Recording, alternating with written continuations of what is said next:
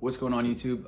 Today I'm about to break down the beat for Slug by Babyface from the South. And I actually recorded this video a while ago, and HxrV recorded his part a while ago as well, but I hated the original intro, so I'm redoing it. But yeah, he's gonna break down the melodies and then I'll break down the drums and the arrangement, and yeah, that's about it.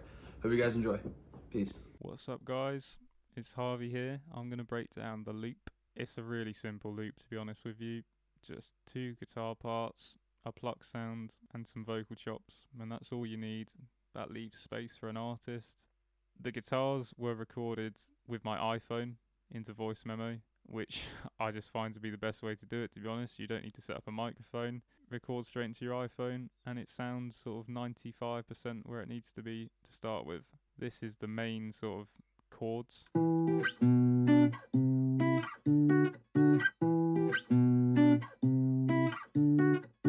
Nothing crazy going on there, it's just vibey, and that's important. Just some RC20 on there is all it needed to just get it where I wanted it to be. Without RC20,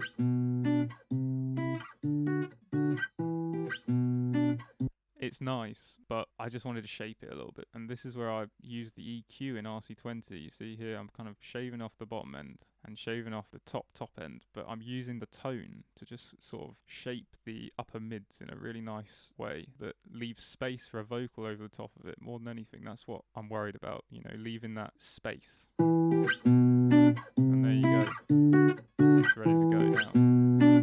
Similar story with the lead, but it just had a bit more noise on it, so that's where NS1 comes in and does the business. It just fixes it, to be honest with you, so it's good. And then it just didn't need any of this low end, and then I think the same RC20 preset does the job. And then just some effects, really, just a micro shift that's barely doing anything, to be honest. And then I've got 2 sends here. One is to the Valhalla reverb, which I use on 95% of my loops. It's just good.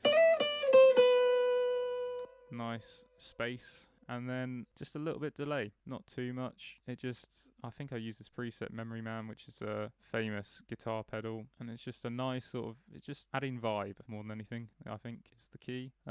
So if we then go to the plucks, it's just a simple Omnisphere preset. Haven't done anything to it other than that. It's good to go. And then you got some vocal chops, which are from Arcade. I pitched them up an octave, which added some sort of not so nice high end. So here without the EQ, you hear that, you can hear it's been pitched up. So that fixes it, just like that.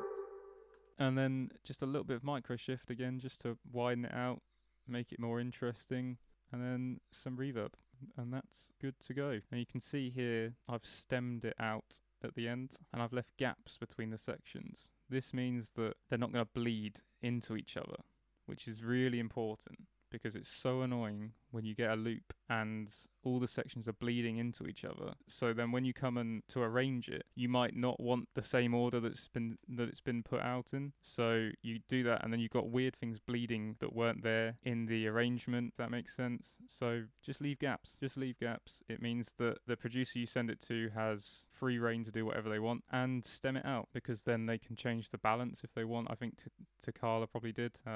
It's just easier. Yeah, cheers. Alright, so all I really did to his loop was pitch it up right here, 2 semitones. That was it. So from his bass loop to this one, it sounds like this.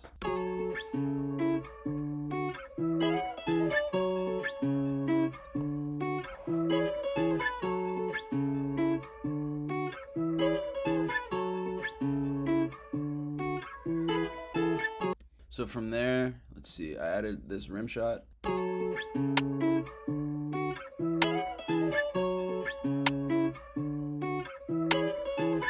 And then I layered it with a snare and a clap.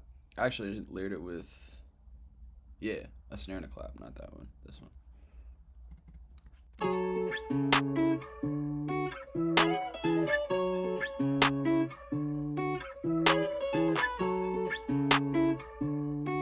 You almost like can't even really hear the rim, but it's there just for a little extra texture. And then let's see, after those guys, I did these hi-hats.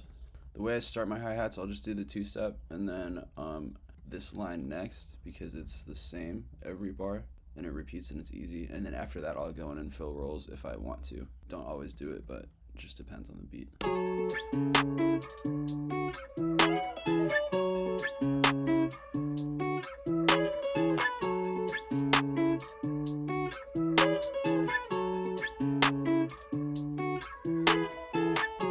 Added these snares.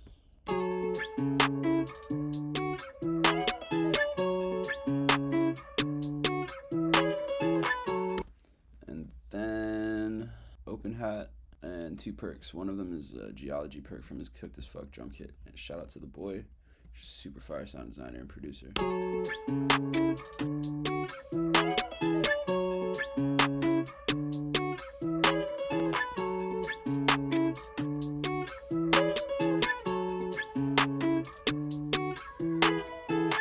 And then from there, just the 808 and the kick left, and that's it. The 808 is my favorite part of this whole beat because of how it interacts with the melody and the kick, and also where it slides. But yeah, this is the 808 pattern.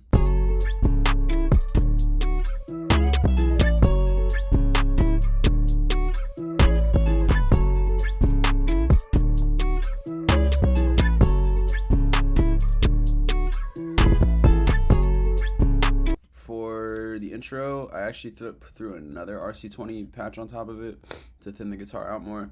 Added this riser, and then for the very last bar before it drops, I cut all the sound out and added our tags. I did this because I kind of like the slight suspense it adds.